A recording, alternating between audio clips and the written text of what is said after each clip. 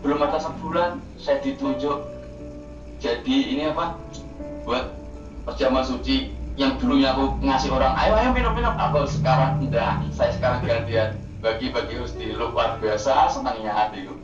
Makanya saya minta kebetulan didampingi istri tercinta ini biar gak terlalu nervous. Saya mau menyaksikan betapa baiknya Tuhan itu sama umatnya, betapa sayangnya Tuhan itu mengasihi kita, mengasihi saya khususnya, biarpun saya punya perilaku yang kurang baik. Awal 2014, kalau nggak 2014, 2015, saya diajak ini ikut PS, disuruh bayar, disuruh nginep. Apa itu PS? Ternyata saya ikut di PS ini luar biasa. Tuhan jamah saya, terus saya pulang ke rumah, saya berubah, bukan karena kehendak saya, Tuhan yang mengubahkan saya. Dengan berjalannya waktu, saya punya kerjaan ayam telur juga punya kerjaan yang kurang berkenan di hadapan Tuhan, ditogel saudara-saudara. Jadi saya kerjanya cuma sebentar-bentar, mendapatkan uang lumayan. Jadi saya punya pepatah, saya nggak bisa kerja tapi saya dapatkan uang. Ternyata nggak ada sejahteranya saudara-saudara. Berjalannya waktu kalau saya ini terus ikut kumpulan FGB, Full Gospel, kalau suruh kesaksian. Lah masa saya ini kesaksian hal saya FGB orang bisnis kok. Masa saya ceritakan tentang perkogelan, saya nggak sejahtera. Saya ikut PS kedua lagi, saya selalu nggak ada sejahtera. Cuma mau meninggalkan berat saudara-saudara. Mengingat anak 4, terus pada kuliah saya punya buka peternakan ayam juga, cuma tak buat kamuflase aja. Terus tahun 2020 itu mentok-mentoknya saudara, ada COVID, saya jatuh sakit juga, jatuh sakit Pak, betul ya, 2020 itu saya jatuh sakit, uang ini ya udah bingung, udah jual macam-macam, mobil jual, sepeda motor jual, saya udah jatuh sakit pas masa-masa COVID, kesana kemari ditolak di rumah sakit juga.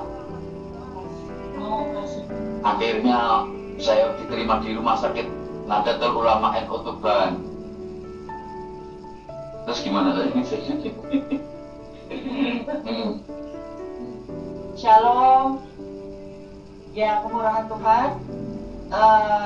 Suami saya dipulihkan. Yang dulu mungkin bisa dibilang saya hampir tiap hari dicaci maki. Saya sering sekali saya dipukuli itu tanpa sebab. Tiap hari selalu mabuk. Pulang pagi, terus lebih mungkin kata-katanya kasar, dan juga prosesnya juga nggak mudah ikut Tuhan. Jadi suami saya tahun 2020 itu sakit, posisi juga kita nggak ada, suami nggak kerja. Itu saya bawa ke Surabaya, ditolak. Ada 3 rumah sakit yang nolak karena kita nggak ada biaya, terus kita harus beli APD, terus swab yang awal-awal itu memang sangat mahal, biaya benar-benar nggak ada. Akhirnya saya bawa pulang lagi, posisinya itu udah benar-benar sudah 2 mingguan itu sudah tidur terus, bengkak. Jadi perutnya itu membengkak gitu, karena mungkin kebanyakan minum karena tiap hari harus minum alkohol, nggak bisa lepas. Sampai akhirnya saya bawa pulang, saya tuh ada apa ya, pergumulan lah, ini gimana gitu loh. Akhirnya Tuhan izinkan pagi ke rumah sakit NO diterima, terus dibilang kalau suami saya harus operasi. Posisi masuk ke situ pun kita nggak ada uang, tapi Tuhan punya rencana yang luar biasa buat kami. Suami saya hari Senin itu mau operasi, hari Minggu dia udah putus asa, benar-benar putus asa, kayak ya udahlah aku dipanggil Tuhan. Jadi benar-benar kayak misalnya aku mati aja gitu. Akhirnya hari Minggu dari tim FGB Surabaya itu telepon, kita doa bareng. Saya bilang sama suami saya ada hosti sama anggur ikut perjamuan. Saya bilang ayo kita doa bareng. Dan harusnya itu Senin operasi. Ternyata hari Senin itu dokternya datang, ruang operasi sudah disiapkan, semua sudah disiapkan. Tiba-tiba dokternya bilang, loh sudah pecah atau gimana? Tiba-tiba bilang, oh besok bisa pulang. Dan itu luar biasa buat kami ya, karena kemurahan Tuhan juga. Suami saya sudah transfusi darah juga, sempat kita kayak apa ya, don, bener-bener don, gak ada ya, cuma mengandalkan Tuhan. Saat itu saudara-saudara, aku ini pengen bunuh diri loh, malu, banyak utang, rumah udah diiklankan di Facebook, mau disita, gak bisa bayar, perlu waktu 11 tahun. Wah, luar biasa. Akhirnya dari kesembuhan itu saya masih ingat betul, dari zaman aku pulang, ada seorang teman yang lama puluhan tahun gak ketemu. Kok puluhan tahun? Ya puluhan tahun ya, 25 tahun lebih. Teman sekolah Surabaya telepon saya, bro, kabarnya? Wah, aku baru sakit ya. Udah, aku hari Selasa, karena Selasa itu biasa saya FGB, kebetulan Selasa itu karena pandemi, nggak mungkin ada FGB, datang hari Selasa, saya dibawain, pas, ini kamu tak kasih, ulang tahun, kamu buka. Akhirnya saya buka, saudara-saudara, sampai luar biasa, ternyata uang berbeda-beda tadi itu, tak pakai nutup. Utang-utang yang sedikit kita pakai nutup, besoknya lagi saya cerita, loh ini rumah gimana? Jadi rumah ini mau disita, kok ngapain disita? Besok dilunasi. Nah, akhirnya ditambah lagi uang hari itu juga, luar biasa. Tidak ada utang sama bank BTN. Tuhan semua ini masih saudara-saudara.